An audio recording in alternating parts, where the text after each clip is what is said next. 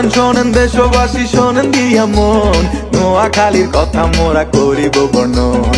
ভুলুয়াতে নতুন একটা খাল খনন হয়, সেই খালেরই নামে এখন নোয়াখালী কয়। নোয়াখালী এমন জায়গা যার তুলনা নাই, সুরে সুরে কিছু কথা আপনাদের জানাই। নোয়াখাইলা ভাষা শুইনা পরান জুড়ায় যায়, পানি রে হানি কইয়া মধুর মতো খায়। নোয়াখাইলা ভাষা এখন বিশ্বব্যাপী হায়, বিদেশিদের মুখে শুনি আয় কিছি ভাই। বিদেশিদের মুখে শুনি আয় কিছি ভাই।